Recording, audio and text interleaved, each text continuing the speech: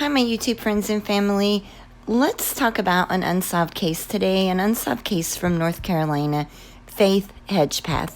On September 7th, 2012, 19-year-old Faith Hedgepeth was beaten to death with an empty liquor bottle in the middle of the night at her off-campus apartment near Chapel Hill, North Carolina, whom she shared with her roommate, Karena Rosario. Almost 10 years later, this case is still unsolved. The killer or killers are still out there walking around free. Faith was a junior at UNC Chapel Hill. Faith was a true Carolina girl, born and raised. She excelled in her studies. She was an honor roll student in high school and even earned the prestigious Gates Millennium Scholarship to attend UNC Chapel Hill. She had a full ride scholarship. Faith had always had a passion for helping children and wanted to become a pediatrician. She hoped to be the first in her family to graduate from college. Unfortunately, Faith never got that chance.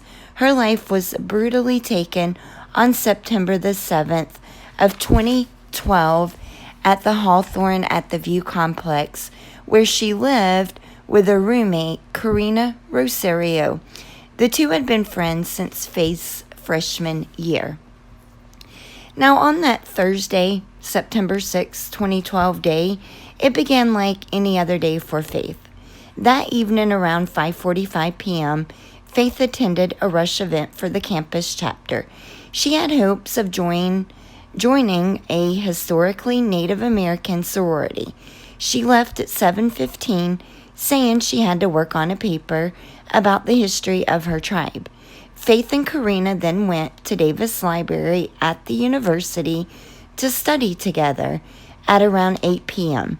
Faith and her dad exchanged texts between 8:30 and 9 about her hopes to join the sorority.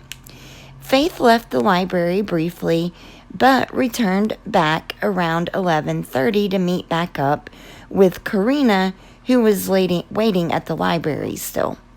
Once back at the library, Faith and Karena left and returned back to their apartment together around midnight. Around 12:30 a.m., Faith and Karena left again. They went to the Thrill. It was a popular nightclub in downtown Chapel Hill. They arrived at the Thrill around 12:40 a.m. They were at the Thrill approximately an hour and a half and left because Karena said she had an upset stomach and wanted to leave.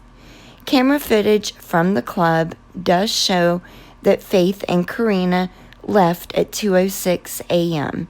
And this is the last visual record of Faith's presence before she was killed. About 2:30 a.m., Faith and Karena returned back to their apartment.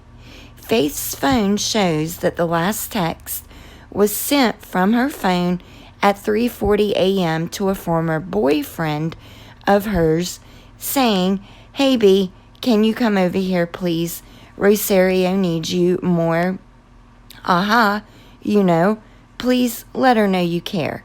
3 minutes later, Faith's phone texts a single word, "then."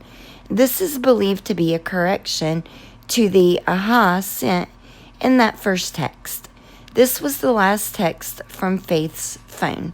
At 4:25 a.m., Karena left the apartment. Karena says that Faith was sleeping and that she remembers leaving the door unlocked when she left. Karena went to an acquaintance's house to spend the night. Around 10:30 a.m., Karena tried to get a ride back to her in Faith's apartment. Faith did not answer Karena's calls, so she contacted another friend, Marisol Ringel, who came and gave her a ride back to her apartment. They arrived back to the apartment a little before 11 a.m.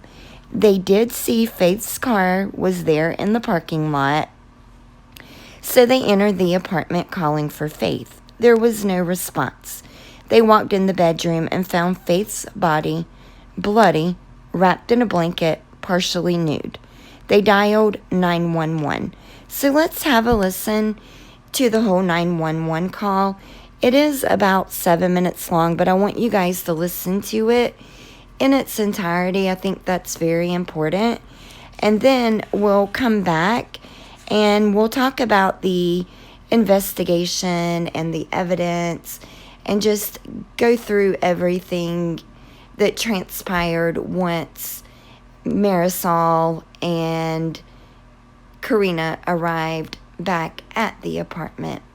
But give it a minute and it will get to the 911 call. And like I said, it's 7 minutes long. Be patient. It's worth the listen to. 11:01 a.m. 44 seconds, September 7, 2012.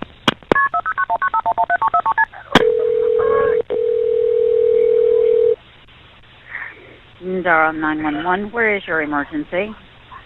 I just walked into my apartment and my friend is just like, he's unconscious. Okay, what's your address, ma'am? I live at Hawthorne at the View. Give me the address. I just moved here. I'm about to get it. Oh my God. It's 5639 Old Chapel Hill Road in Durham. Okay, repeat it to me so I make sure I've got it correct. Okay. 5639 Old Chapel Hill Road. It's apartment 1602. 1602? Yes. Okay. What's the phone number you're calling from? 201-321-8075. Okay, you say your friend is unconscious? He's unconscious. I just walked in the apartment and there looks like there's blood everywhere. Okay, listen to me. Okay, listen to me. Listen to me. Somebody's already sending the ambulance. Okay, I need to get some information from you, and I'm gonna tell you how to help her. Okay. Okay. Okay. How old is she? She's 19. Okay. I don't know. I don't want to touch her, but listen to me. Is she breathing? I don't know. You need to check and see. Is she breathing? I don't think so. Okay, listen to me. There's blood everywhere. There's what? There's blood everywhere. Okay. I don't know what happened. Okay, is she on her back or is she laying on her stomach? She's on her back, but like I think she fell off the bed because she's like off the bed. There's blood all over the pillows, like in the comforter. I just don't know what happened. Okay. All right, listen to me, all right? Is someone coming? Yes, I've got somebody coming. I need for you to help her. I need for you to go up to her. We need to see if she's breathing or not. Okay? I don't think so. Okay. Listen to me. Go up. The paramedics are on their way. I want you to stay on the line. I'm going to tell you what to do next, all right? Are you right by her now? Yes. Okay. Listen carefully. Moving. She's not moving. Okay. No. Will you touch her arm? Tell me, how does she feel? She's not moving. Okay, ma'am, we need to find out if we can help her or not. You've got to, do as I'm asking so we can help her. All right? Okay. Okay. If you can, lay her flat on her back. Remove any pillows. Lay her flat on her back? Flat on her back. Remove any pillows. Okay. Okay. Kneel next to her. Look in her mouth for food or vomit. Blood everywhere. Okay. Kneel next to her. Look in her mouth for food or vomit. Tell me something. Listen to me. What is your name? Karena. I'm sorry. I'm really sorry. It's okay, honey. Listen to me. I don't know. Okay. All right. Listen to me. When you touched her, how does she feel? Does she feel warm? No, she feels cold. She feels cold? Okay. Yes. Okay. All right. Don't touch anything else, okay? Don't touch anything else. Okay, they're on their way. I've got police on the way to you, and I've got medics on the way. Okay? I can't believe this. Okay. What room is she in? She's in my bedroom. Okay, I want you to go back into the living room, okay? I don't know what's going on. Like, okay, listen there's to stuff in my room that, like, was not here before. Okay, it looks listen like to someone me. that came in here. Okay. It really does. All right, what did you say your name was again? Here. Because okay, I don't. Understand. Okay, listen to me. Don't touch anything else in the room. I'm not. I want you to leave that room. Go into the living room. You need to make sure the door is unlocked so somebody can get in, so that the medics and the police can get in when they get there. Okay? Yes, of course. It's unlocked. Okay, now tell me again. They're get here, though. Okay, they're on their way, honey. They're coming as fast as they can. You just stay on the phone with me, all right? I am. Okay, tell me again what your name is. It looks like someone had been in there because she's not like the cell. I don't know what. Okay. I've let them know. We've got everybody on the way to help you. Now, tell me again what your name is. What? What is your name? Karena Rosario. Karena? Yes. Okay, Karena.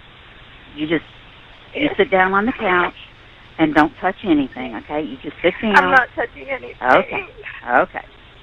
I just want you to sit down because the police and the medics are going to be there. They're coming just as fast as they can, all right? Okay. You just stay on the phone with me. Okay? You just stay on the phone with me. Are you sure they're coming? Yes, ma'am. They are on their way. I just can't believe this. No, someone had to have been in there. Okay. We've got first responders on the way. There's a fire truck coming. There's a medic coming, and the sheriff's department's on the way to you. Okay.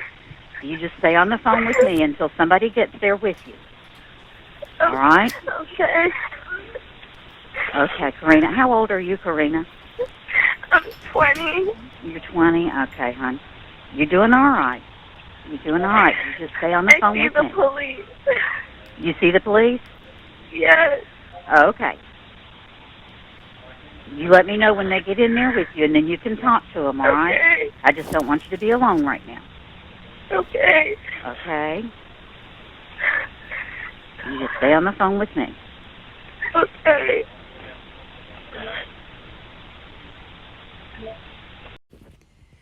When Karena returned to their apartment, the apartment had been transformed. There was blood everywhere. Faith was in the bedroom, face up with her head halfway off of the bed. A pool of blood was under Faith's head. Faith was naked from the waist down. Her black t-shirt she had on was pulled up over her head, and she was partially wrapped in a comforter that was on her bed. Investigators found an empty rum bottle in the apartment, and this is what is believed to be the murder weapon. The autopsy determined Faith died from blunt force trauma. There was also a note left near Faith's body. Now, side note, Faith's parents were not aware, nor were they told until over 2 years later about this note. It was written by what looked to be a non-dominant hand, and it was written on a torn-off bottom of a white paper bag used at a nearby restaurant called Time Out. And Time Out would have been the only place open during the time that Faith was murdered. On that note, written in ballpoint pen was, quote, "I'm not stupid, bitch. Jealous," unquote. Ironically, there was no blood on this note, suggesting it was either written away from the crime scene or beforehand, since blood was splattered all over the room. There was also semen collected from the crime scene. A DNA profile was generated from semen collected at the scene that is believed to belong to Faith's killer. A snapshot prediction phenotype image made by a lab has been released. This image is what the killer may look like. Investigators and the lab director say that you can be very confident that the killer is not a white person, nor is this a person of African descent. This is a person who is very strongly Native American and European mixed ancestry, or Latino. If you recognize the image, you are urged to call Chapel Hill Police tip line, and this number is directly related to Faith Hedgepeth's case, 1-919-968-2834. Once again, 919-968-2434. And here is the image, and here's another. This is just Chapel Hill Carborough Crime Stoppers, 919-942-7515. And here is the image that was released by the lab of what they think the killer looks like. So again, if you or anyone has any information, you are urged to call the tip line 919-968-2834. Let me know what you guys think. This is a very, very strange case, and going on 10 years, still unsolved. Let me know what you guys think. Thank you all for watching.